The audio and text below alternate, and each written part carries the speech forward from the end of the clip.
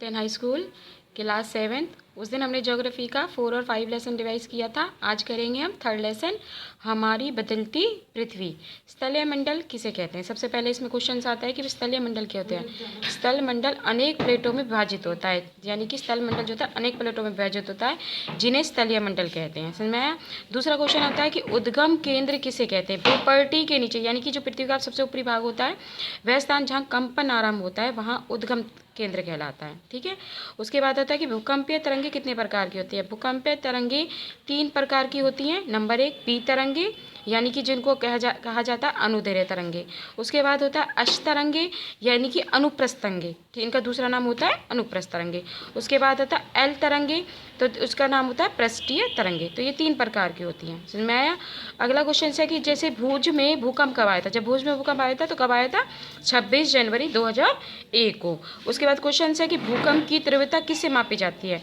कि भाई भूकंप की तीव्रता जैसे हम लोग पता करते हैं भाई भूकंप कितने उसमें आया था, कितने किलोमीटर पर, तो उसको किससे नापा जाता है? रिक्टर स्केल से मापा जाता है। ठीक है। विसर्प किसे कहते हैं? विसर्प कहते हैं कि जब नदी मैदानों में क्षेत्र में प्रवेश करती है, यानी कि जब जो नदी होती है वो मैदानी क्षेत्र में, हम कौन से स्थान पर रहते हैं? हम मैदानी क्षेत्रों में रहते हैं ना।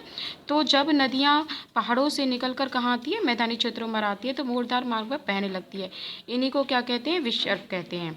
उसके बाद आते हैं कि अब जैसे आपके अभ्यास के क्वेश्चंस हैं कि प्लेटें क्यों घूमती हैं? जैसे प्लेटें क्यों घूमती हैं? स्थलीय मंडल पृथ्वी के अंदर पिघले हुए मेघों में होने वाली गति के कारण घूमती हैं। किस में घूमती हैं? कि स्थलीय मंडल पृथ्वी के अंदर पिघले हुए मेघमा के होने वाली गति के कारण घूमती है। पृथ्वी के अंदर पिघला हुआ जो मेघमा होता है वो बहुत धीमी गति से क्या करता है? घूमता रहता है। तो प्लेट से बताई थी आपको, क्लास में भी बताया था कि किस तरह से घूमती हैं। उसके बाद होता है कि भाई ये क्वेश्चन देखिए, अपर्दन क्या होता है? अपर्दन पृथ्वी की सतह पर, यानी कि सबसे ऊपर जल, पवन, हिम, ठीक है, यानी कि पानी, पवन यानी कि हवा, और हिम यानी कि जो बर्फ होती है, विभिन्न घटकों द्वारा उनके होने वाले अंशों को क्या कहते हैं? अपर्दन कहते हैं। होता है ना कि कई तरह से बड़ा होता है। तो उसके बाद क्वेश्चन है कि बाढ़ग्रस्त मैदान का निर्माण कैसे होता है? कि भाई बाढ़ग्रस्त जो मैदान होते हैं जहाँ बाढ़ें आती हैं उनका निर्माण कैसे होता है? कभी कभी अत्यधिक वर्षा के कारण क्या होता है? नदी अपने तटबंधों से होकर बहने लगती है, जिसके फलस्वरूप निकटवर्ती क्षेत्रों में बाढ़ आ जाती है। ना भाई नदी तेज गति से बहती है तो क्या होता है? जो मैदान होते हैं उनमें क्या आ जाती है? बाढ़ आ जाती है। तो उसके क्या ही जो क्षेत्र होते हैं उनमें मिट्टी और अन्य पदार्थ को निष्पेषण हो जाता है। तो समतल ऊंचाई में बाढ़ग्रस्त मैदान का क्या होता है? निर्माण होता है। उसके बाद क्वेश्चन होता है कि बालू टिप्पा क्या है? कि भाई जब रेगिस्तान में जो पवनें चलती हैं, यानी कि हवा चलती है, तो अपने साथ वो क्या करते हैं? रेत को भाकर ले आती है। तो वो रेत जो होता है एक धीरे धीरे धीरे धीरे इकट्ठा हो जाता है। तो क्या होता है? रेत के इकट्ठे होने से एक छोटी सी पहाड़ी बन जाती है।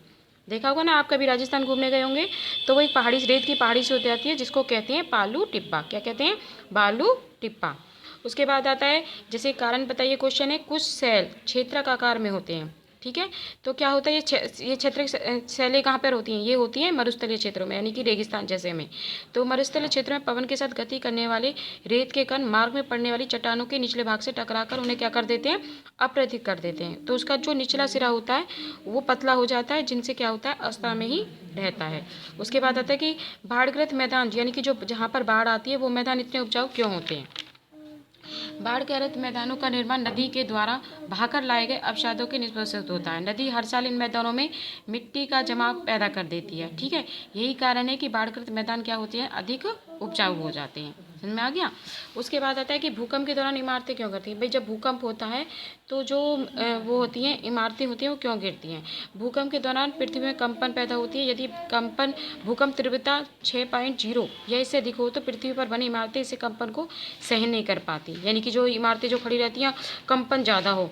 ठीक है। तो उससे क्या होगा? वो जो इमारतें होती हैं वो उस कंपन को, यानी कि वो हिलनेपन को सहन नहीं कर पाती, और वो क्या होती है? जो वो होती है इमारतें सारी गिर जाती है। समझ में आ गया? एक आपका 5 नंबर का एक बड़ा क्वेश्चन भी आ सकता है, जैसे कि भूकंप किसे कहते हैं और भूकंप से होने वाली हानियाँ क्या है। ये जरूर करना है आपको कि भूकंप हमारी पृथ्वी का स्थल अनेक प्लेटों में विभाजित होता है, जिन्हें क्या कहते हैं? स्थलीय मंडल कहते हैं। इन स्थलीय मंडल प्लेटों की गति पर पृथ्वी की सतह पर क्या हो जाती है? कंपन पैदा हो जाती है, जिसे क्या कहते हैं? भूकंप कहते हैं। समझ में आया? उसके बाद है भाई भूकंप से हानियाँ क्या होती हैं, भाई इमारतें गिरने लग जाती हैं, ठीक है। इमारतें गिरेंगी तो क्या होगा, जान माल की हानि होगी। और नदियों के क्या होते हैं, बांध जो बने होते हैं नदियों पर वो टूट जाते हैं। अब टूटने से क्या होगा, उसका पानी सारा मैदानों में आ जाएगा। रेल की पटरियाँ जो होती हैं वो उखड़ जाती हैं, तो उससे क्या हो जाए, ट्रेन चल रही है तो वो क्या होगा, गिर जाएगी, तो उससे दुर्घटनाएं होंगी, ठीक है। सड़कें और पुल गिर जाते हैं, धरातल में बड़ी बड़ी जो दरारें होती हैं वो पड़ जाती हैं, ये हो जाती हैं, सारी हानियाँ होती हैं जब भूकंप आ जाता है। परंतु इस भूकंप से हम बच भी सकते हैं, उससे सावधानियाँ क्या बरतनी चाहिए वो पढ़ेंगे कि नंबर 1, भूकंप के समय में आग वाली स्थानों को कांच वाली खिड़कियों के पास खड़ा नहीं होना चाहिए, जैसे जहाँ पर आग लग रही हो या कांच वाली चीज़ हो उनके पास मत खड़े हो। भूकंप के बारे में जागरूकता फैलानी चाहिए भाई, अपने दोस्तों और परिवारों को बताना चाहिए। भूकंप का सामना विश्वास से करना चाहिए, ठीक है। भूकंप के समय पर क्या है, सुरक्षित स्थानों पर जैसे रसोई के काउंटर, मेज के नीचे, दीवार के कोने में क्या हो जाना चाहिए, खड़े हो जाना चाहिए। समझ में आया? आज के लिए इतना ही। आज आपने थर्ड लेसन रिवाइज किया है, इसको अच्छी तरह से लर्न करेंगे नेक्स्ट अगली क्लास में।